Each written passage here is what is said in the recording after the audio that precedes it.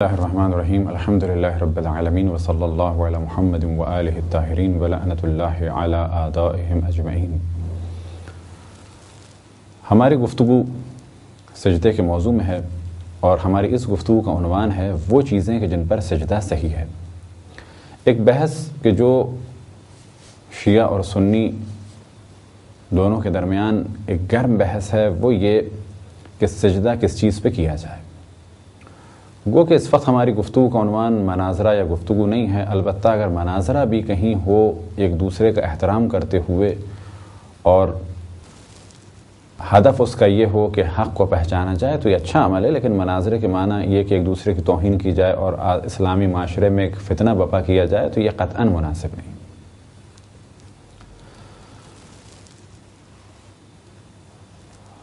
اسلام میں سجدہ وہ تعلیمات رسول اللہ صلی اللہ علیہ وآلہ وسلم کے جو اہل بیت سے پہنچیں۔ اب اس جانب توجہ رہے کہ اصل اختلاف جو شیعہ اور سنی میں ہے وہ فقط یہ نہیں ہے کہ کس طرح سے نماز پڑھیں اور کس طرح سے نہ پڑھیں، اصل اختلاف یہاں سے ہے کہ بعد رسول اللہ صلی اللہ علیہ وآلہ وسلم کس سے دین کو حاصل کیا جائے۔ ہم یہ کہتے ہیں کہ دین کو حاصل کیا جائے جن کے سب سے زیادہ فضائل قرآن اور حدیث میں ہیں اور جن پر سب سے زیادہ اعتماد کیا جا سکتا ہے، اور اس سلسلے میں ہم دلائل پیش کرتے ہیں تو نتیجہ نکلتا ہے کہ سب سے زیادہ جن پر اعتماد کیا جا سکتا ہے اور سب سے زیادہ جن کے فضائل قرآن اور حدیث میں ہیں وہ اہل بیت علیہم الصلاۃ والسلام، اور ان میں بھی خصوصاً مولا امیر المؤمنین علی ابن ابی طالب علیہ الصلاۃ والسلام ہیں۔ اسی وجہ سے ہمارے مذہب کو، ہمارے مکتب کو کہا جاتا ہے مذہب اہل بیت، یعنی ہم نے دین سمجھا ہے اہل بیت کے ذریعے سے۔ ہمارے مقابلے میں دیگر حضرات یعنی دیگر مسلمان فرقے یعنی برادران اہل سنت یہ عام طور پہ دین لیتے ہیں اصحاب سے۔ لہذا اب یہاں پر ایک موازنہ کیا جاتا ہے کہ اہل بیت کے فضائل زیادہ ہیں یا اصحاب کے فضائل زیادہ ہیں، اہل بیت کی پاکیزگی کا ذکر قرآن میں ہوا یا اصحاب کی پاکیزگی کا ذکر قرآن میں ہوا۔ اہل بیت کی مودت واجب ہے یا اصحاب کی مودت واجب ہے، اہل بیت کی مودت رسول اللہ صلی اللہ علیہ وآلہ وسلم کی رسالت کی اجرت ہے یا اصحاب کی رسالت یا اصحاب کی مودت رسالت رسول اللہ کی اجرت ہے۔ جب بھی صلوات پڑھی جائے رسول اللہ صلی اللہ علیہ وآلہ وسلم پہ تو اہل بیت پر صلوات کا آپ نے حکم دیا ہے یا اصحاب پر صلوات کا حکم دیا ہے۔ تمام مسلمان یہ جانتے ہیں کہ جب بھی صلوات پڑھی جائے رسول اللہ صلی اللہ علیہ وآلہ وسلم پر تو آپ کا حکم یہ ہے کہ میری آل پر صلوات پڑھی جائے، اصحاب کا ذکر نہیں ہے۔ لہذا صلوات کی مختلف اقسام ہیں، اس کے بعد بھی اگر آپ توجہ دیں کہ جب کہا جاتا ہے کما صلیت علی ابراہیم و آل ابراہیم تو صلوات کس پر؟ ابراہیم اور آل ابراہیم پر ہے، اصحاب ابراہیم اور اصحاب رسول اللہ پر صلوات نہیں ہے۔ اسی طریقے سے اہل بیت پر جب تک صلوات نہ بھیجی جائے، آل رسول اللہ پر جب تک صلوات نہ بھیجی جائے تو اس وقت تک نماز نہیں ہو سکتی، جبکہ اصحاب پر صلوات بھیجیں یا نہ بھیجیں، اول تو ان پر صلوات ہی نہیں ہے لیکن نماز سے ان کا کوئی تعلق نہیں ہے۔ اب آپ تصور کریں کہ جن کی مودت رسالت کی اجرت، جن پر صلوات بھیجے بغیر رسول اللہ پر صلوات مکمل نہیں، جن پر صلوات بھیجے بغیر نماز مکمل نہیں، بہتر نہیں کہ دین ان سے لیا جائے، نماز کو ان سے سمجھا جائے، تو ہم لوگوں نے دین اہل بیت سے لیا۔ باقی ہمارے برادران نے دین معمولاً حضرت عائشہ سے اور ابو ہریرہ سے، عبداللہ ابن عمر سے اور دیگر افراد سے لیا، وہ کہ فضائل اہل بیت کے قائل ہیں لیکن اہل بیت سے دین نہیں لیا۔ ائمہ اثنا عشر کے قائل ہیں ہمارے برادران اہل سنت، لیکن انہوں نے ائمہ اثنا عشر سے دین نہیں لیا۔ وہ اس کے قائل ہیں کہ ہر دور میں ائمہ اہل بیت علم اور فضل میں سب سے بلند تھے، لیکن ان سے روایتوں کو نقل نہیں کیا بلکہ اسی دور کے دیگر افراد سے روایتوں کو نقل کیا۔ یہی وجہ ہے کہ صحاح ستہ میں اہل بیت علیہم الصلاۃ والسلام سے روایتیں بہت ہی شاذ و نادر ہیں، یعنی اگر حساب لگایا جائے تو 1% بھی نہیں ہے۔ تو اصل موضوع ہے کہ جب بھی گفتگو ہو کسی بھی موضوع میں تو کہا جائے کہ یہ موضوع فرعی ہے، پہلے یہ ڈسکس کیا جائے کہ امامت کس کا حق ہے اور سب سے زیادہ فضیلت بعد رسول اللہ صلی اللہ علیہ وآلہ وسلم کون رکھتے ہیں۔ لہذا تعلیمات اسلام جو ہم تک اہل بیت علیہم الصلوۃ والسلام تک پہنچی ان میں شرط ہے کہ سجدہ کیا جائے زمین کے جو ظاہری اجزاء ہیں ان پر،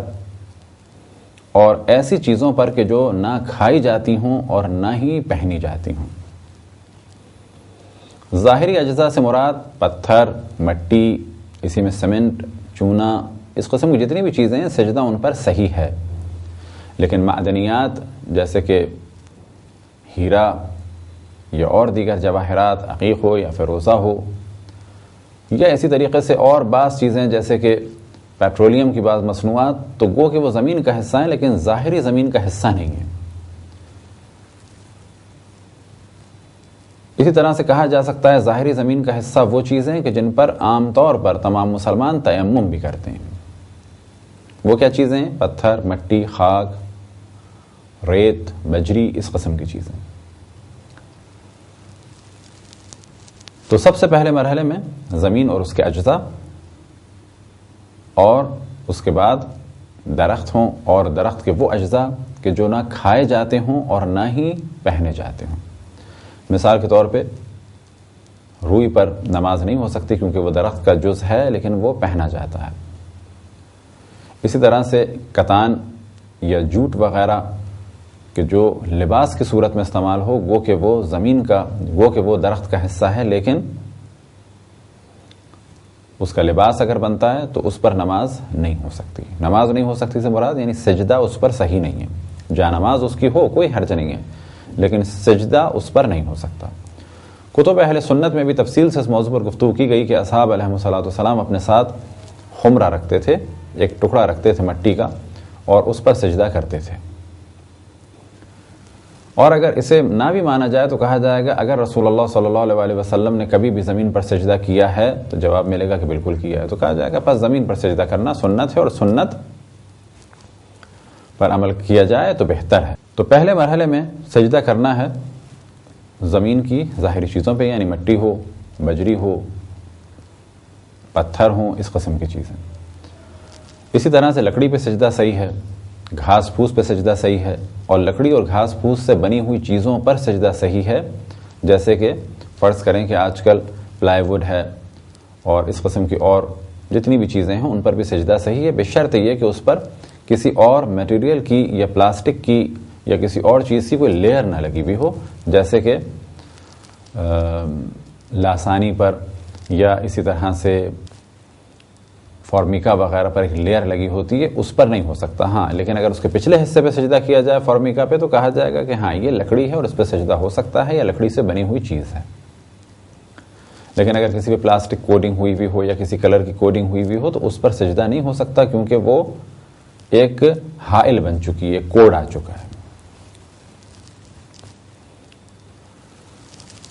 تو عالم اختیار میں ان چیزوں پہ سجدہ کرنا ہے۔ اب اگر کوئی چیز ایسی ہے، کوئی سبزی یا کوئی پھل کہ ایک علاقے میں کھایا جاتا ہے دوسرے علاقے میں نہیں کھایا جاتا، اس پہ بھی سجدہ نہیں ہو سکتا، لہذا کسی قسم کے پھل، سبزی، ترکاری پر سجدہ نہیں ہو سکتا۔ حتیٰ وہ دوائیں جو عام طور پر استعمال کی جاتی ہیں ان پہ بھی سجدہ نہیں ہو سکتا۔ لیکن اگر کوئی ایسی دوا ہے کہ جو صرف اور صرف بیماری میں استعمال کی جاتی ہے اور اسے کھانے کی چیز نہیں مانا جاتا،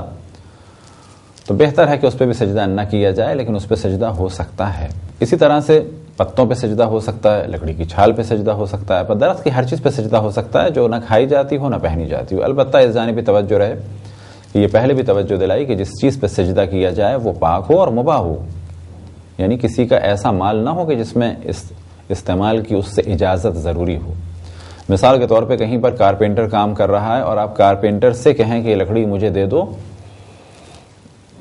تو یہ عمل صحیح نہیں ہوگا، کیونکہ یہ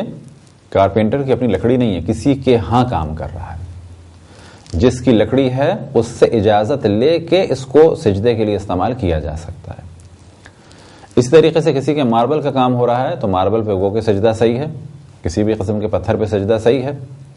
ماربل ہو یا گرینائٹ ہو اس پہ سجدہ صحیح ہے۔ ہم نے عرض کیا کہ فقط جواہرات وغیرہ پر سجدہ نہیں ہو سکتا۔ تو فرض کریں کہیں ماربل کا کام ہو رہا ہے اور آپ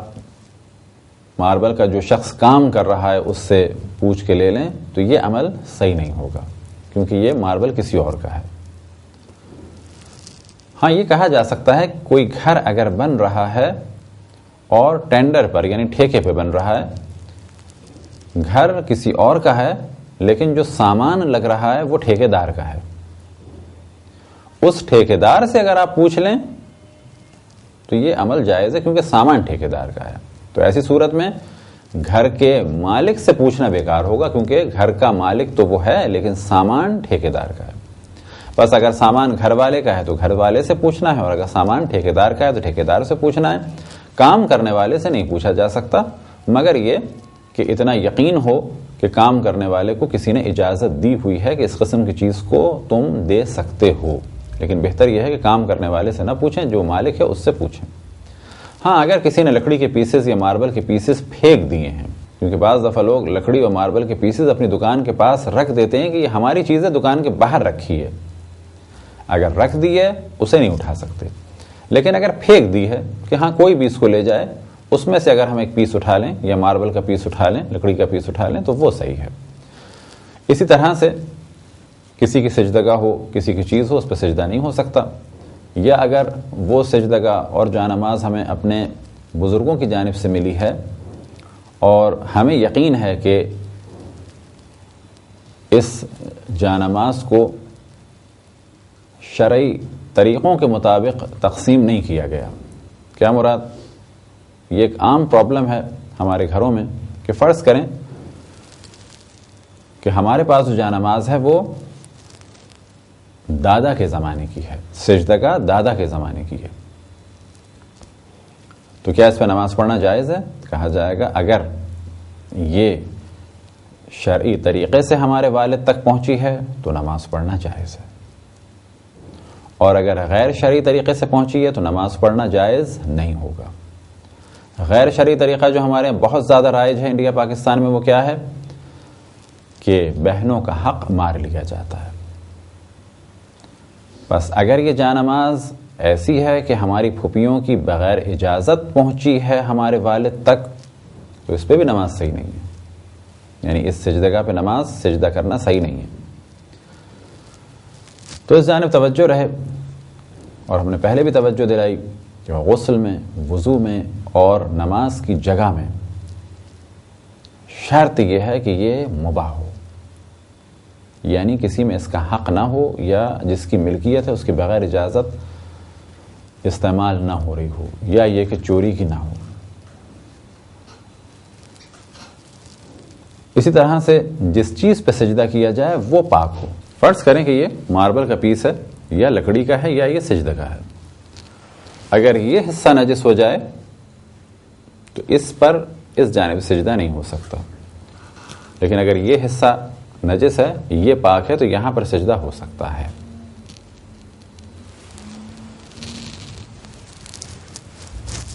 تو یہ تو تھا پہلا مرحلہ کہ سجدہ کن چیزوں پر جائز ہے۔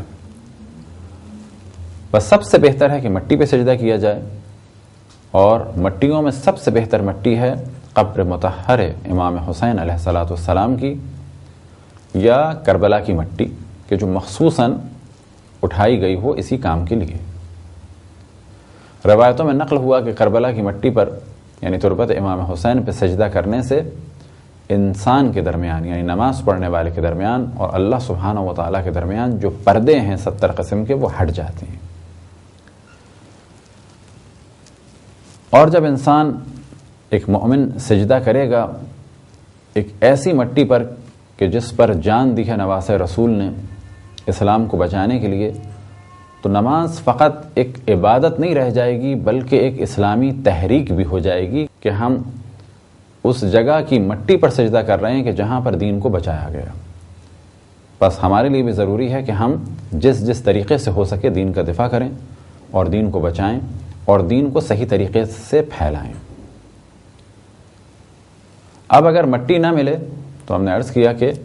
مٹی یا کاغذ یا ماربل یا اس قسم کی اگر چیزیں نہ ہوں تو کیا کیا جائے؟ تو پہلا مرحلہ یہ کہ حالت اختیار میں ان چیزوں پر سجدہ کرنا ہے۔ بعض دفعہ لوگ سوال کرتے ہیں کہ آفس میں کیا کریں؟ آفس میں کیا کریں اگر وہاں جان کا خطرہ ہے؟ یا بہت اہم خطرہ ہے کہ مثال کے طور پہ نکال دیے جائیں گے، جیسا کہ سعودی عرب وغیرہ میں اس قسم کے بہت فتنے ہیں، کیونکہ وہاں پر امریکن کو تو سر پہ بٹھایا جا سکتا ہے، اسرائیل تیل جا سکتا ہے امریکہ کے پرچم تلے، لیکن وہاں پر اہل بیت کے ماننے والوں کے لیے امن و امان نہیں ہے۔ فرض کریں کہ وہاں پر مشکلات ہیں، تو ایسی صورت میں کوشش کی جائے کہ گھر آ کے نماز پڑھیں اگر قضا نہیں ہو رہی، ورنہ سب سے بہتر یہ ہے کہ چٹائی ہو یا ٹیشو پیپر یا کاغذ رکھ لیں۔ کاغذ پر سجدہ ہو سکتا ہے۔ اب یہاں پر ایک گفتگو ہو کہ کاغذ بھی چند اقسام کے ہیں۔ کاغذ کے بارے میں جانب توجہ رہے کہ کاغذ کچھ تو ایسے ہیں کہ جو گتے یا بھوسے یا برادے یا لکڑی یا پتوں یا اس قسم کی چیزوں سے بنتے ہیں، اور کچھ کاغذ ایسے ہیں کہ جن میں اور چیزیں بھی استعمال ہوتی ہیں، جیسے کہ روئی وغیرہ۔ بس وہ کاغذ یا گتا کہ جس کے بارے میں یقین ہو کہ یہ لکڑی یا برادے یا پتے یا گھاس پھوس سے بنا ہے، اس پہ تو قطعاً سجدہ صحیح ہے، لیکن وہ کاغذ کہ جو کسی اور چیز سے بنے ہیں ان پہ بھی سجدہ صحیح ہے، لیکن اگر لکڑی والا کاغذ اور برادے والا کاغذ ہو تو وہ زیادہ بہتر ہے۔ فرض کریں کوئی ایسی جگہ ہے کہ جہاں پر کوئی بھی ایسی چیز نہیں ہے جس پہ سجدہ کرنا صحیح ہے، فرش بچھا ہوا ہے یا ہر جانب لوہا ہے، تو ایسی صورت میں کیا کیا جائے؟ تو کہا جائے گا ایسی صورت میں جو لباس پہنے ہوئے ہیں اس پہ سجدہ کیا جائے گا،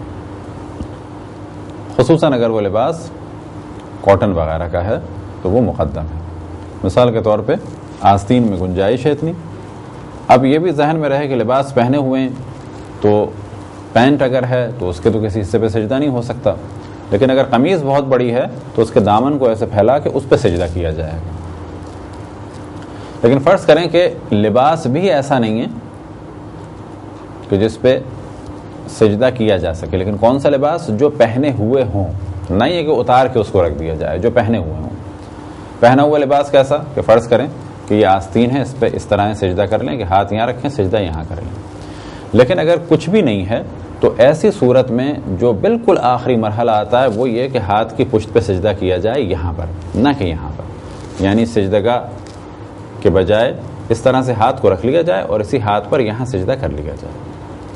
اگر کچھ لوگ عام حالات میں کہ جب انہیں کاغذ نہ مل رہا ہو اس طرح سے ہاتھ پہ سجدہ کریں گے تو ان کا یہ سجدہ باطل ہوگا، نماز باطل ہوگی، کیونکہ ہاتھ کی باری یا نوبت اس وقت آتی ہے کہ جب حتیٰ جسم کا لباس بھی نہ ہو،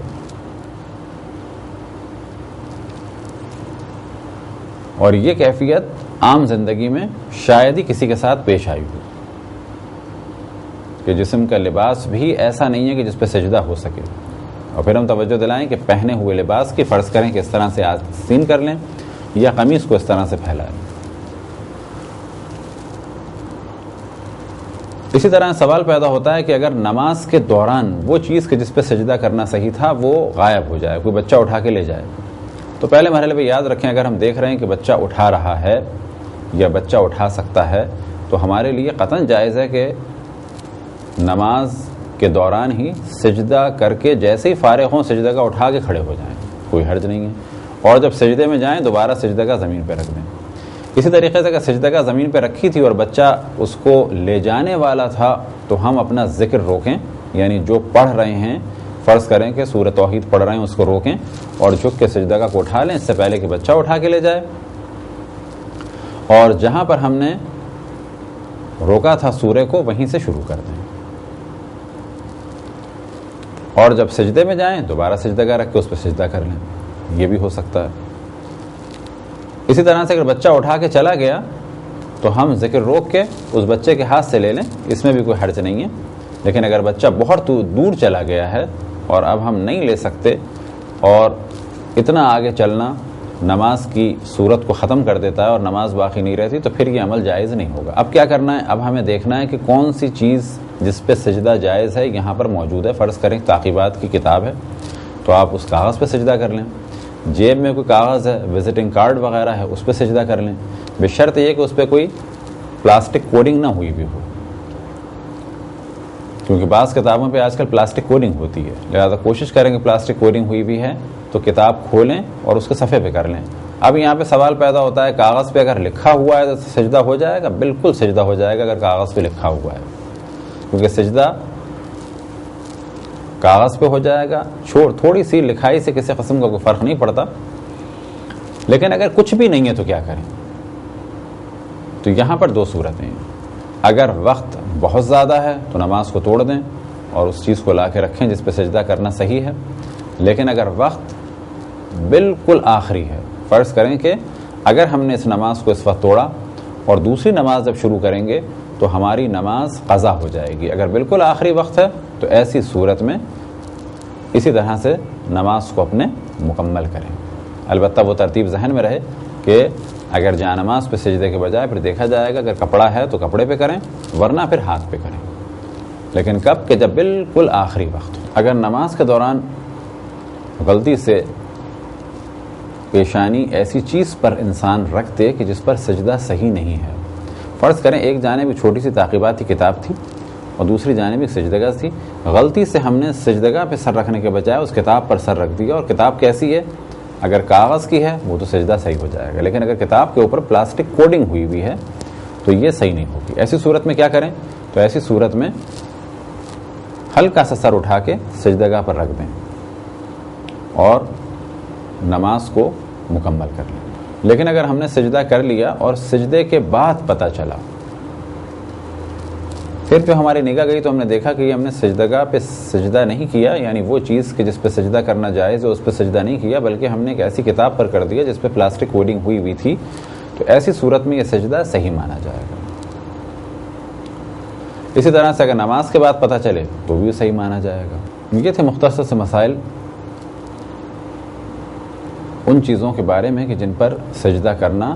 صحیح ہے۔ خداوند تبارک و تعالیٰ سے دعا ہے کہ بحق محمد و آل محمد ہمیں اپنے رسول اپنی حجتوں خصوصاً امام زمان علیہ السلام کی معرفت اور اطاعت کی توفیق عطا فرمائے۔ وصلی اللہ علی محمد و آلہ الطاہرین۔